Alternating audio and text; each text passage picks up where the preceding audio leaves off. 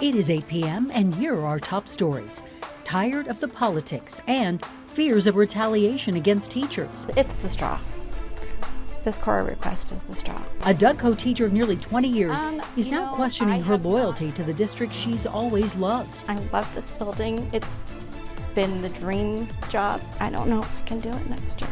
I don't know how much more I can take. Wrong side drivers going unchecked and semis blocking lanes. I've almost run into cars going the wrong way. The Central 70 project causing more issues than just road closures. Too many kids are out. There's been a lot of them that have almost gotten hit. Plus, health experts getting good news on the state of COVID-19 in Colorado. And the gift of life, organ donors giving people a second chance with their generous, life-saving acts of kindness. Is what life is about, like about giving and not thinking about getting anything back,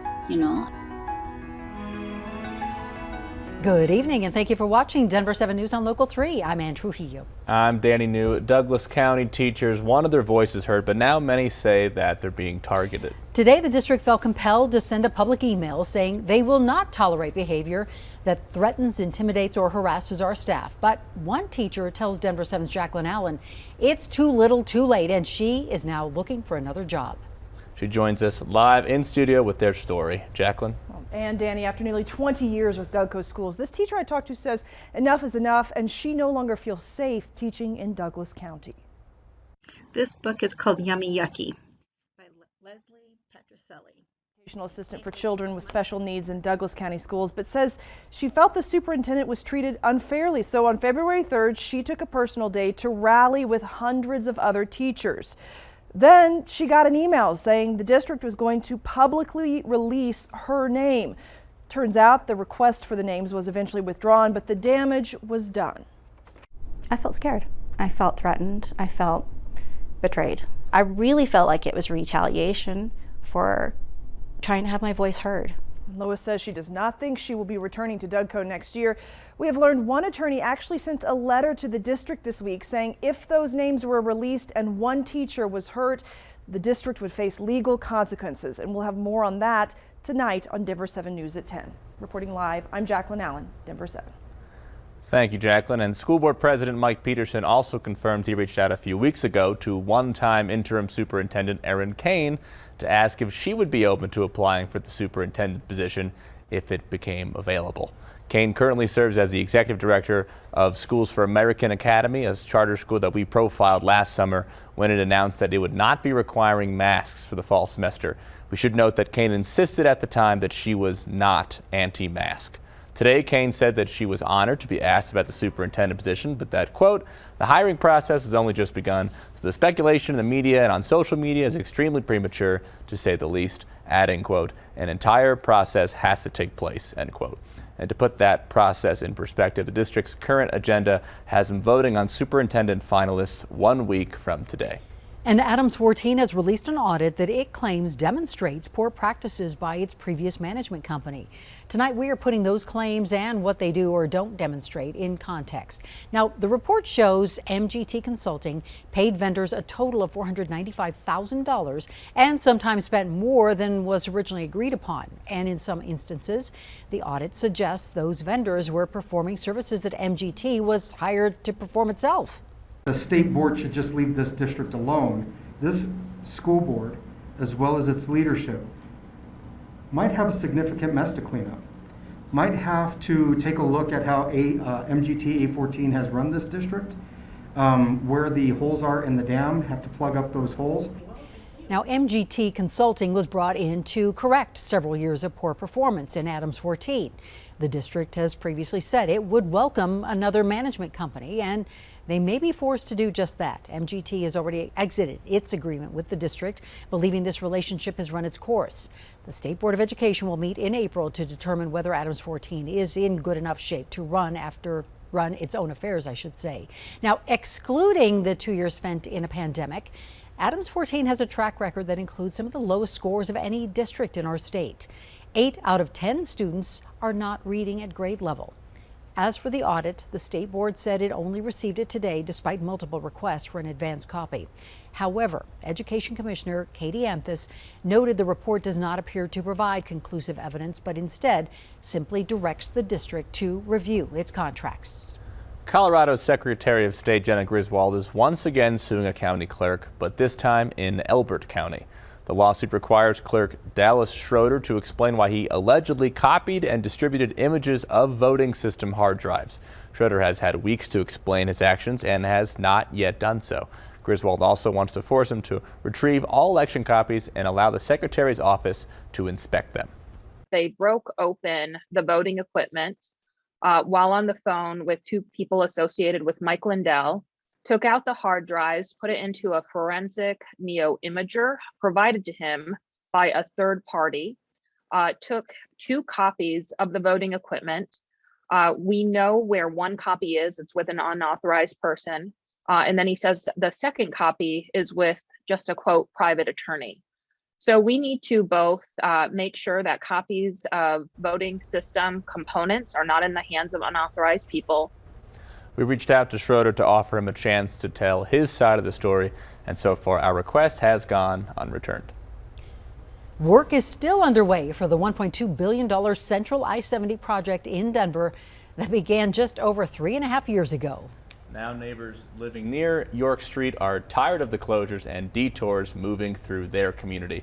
Denver 7's Micah Smith spoke to residents in the Elyria-Swansea neighborhood today who say the traffic flow just isn't working.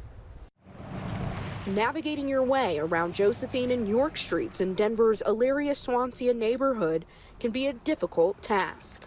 Well, it's like cars going the wrong way. Christina Flores has lived in the neighborhood for 17 years and says traffic confusion is a constant problem. Usually two cars coming one way, so they have to get out of the way to let the other one make a U-turn. I've almost run into cars going the wrong way. Nola Miguel, co-director of the Globeville Elyria-Swansea Coalition, is one of several residents pushing to turn York and Josephine into two-way streets to clean up some of the confusion. You get a ton of truck traffic because we have off York is Purina right there. Part of the issue is that Josephine is largely a residential street. Part of York is, but Josephine is really a very used and residential street in the neighborhood. Miguel says semi-trucks and wrong-way drivers near homes is a bad combination. The coalition in particular is very concerned about this because we are developing 5 affordable homes on Josephine, and during our groundbreaking, for instance, we saw about 5 different, large semi-trucks turn right around there, right next to it, and we're putting in families and kids. Miguel says the city has been receptive to changing the traffic pattern, but it's going to take time. And Flores, who's waited 17 years, two-way street would be a lot better, says she's willing to wait a little while longer for the city to address the safety issue. Micah Smith, Denver 7. Thank you, Mike. And at least, though, crews on the Central 70 project are making good progress on opening a new tunnel for the eastbound lanes. That tunnel is being built next to the current one between Clayton and Columbine, and crews are also transforming the tops of the tunnels. That area will eventually become a 4-acre park, which will include an amphitheater and soccer fields.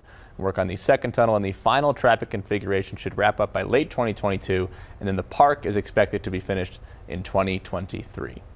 The state health department said today that roughly 90% of Coloradans currently have immunity against Omicron based on vaccinations or previous infection. State epidemiologist Dr. Rachel Herlihy also believes our infection rate could soon hit a low not seen since last summer. This is, of course, impacted by the potential for a new variant that resulted in more immune escape, would change this picture dramatically. But at least for now, these projections suggest that at least until June, if no new variant were to emerge, that we should be in a good place with the level of immunity in the state. 2,100 cases of coronavirus were reported in Colorado today. 611 people are in the hospital with suspected or confirmed cases, and that is a low not seen since last August. Not only was it Valentine's Day this past week, but it was also another holiday that embraces generosity and selflessness, National Donor Day. We spoke with a doctor from the Division of Transplant Surgeries at Children's Hospital who spoke specifically about why receiving an organ from a living person can be so much better for a patient. Living donor is a great option to transplant patients sooner. The outcomes are much better with a living donor because you don't have to be so sick to obtain the organ. I also spoke with a girl named Emmy and her mom. At 11 years old, Emmy had to get a liver transplant at Children's Hospital, but thankfully a family friend was willing and able to donate. The surgery also only requires a small portion of your liver, which then regenerates, and then you can save a young life. Emmy, can you tell me though, like, how amazing it is that your friend was that generous and was willing to do that for you? Isn't that really special? I was really excited. I was relieved that it wasn't. She didn't want mama to be in the other hospital. Or dad. Is what life is about, you know, like about giving and not thinking about getting anything back, you know. We're glad Emmy is feeling better, and shout out to her family friend for being so generous. Coming up on Denver 7 News at 8, walking on thin ice. We shovel constantly, we chip at the ice constantly. One Aurora community is tired of towing the line between fines and frustration. I don't want to get sued. Dire warnings from President Joe Biden. Every indication we have is they're prepared to go into Ukraine, attack Ukraine. The potential war looming as tensions mount at the Ukraine border and putting oil markets on edge. Mild and dry conditions Friday, Saturday, Sunday, but then a big change coming up early next week. Plus, the parade is over. The Broncos round out their coaching staff with a few Super Bowl champs.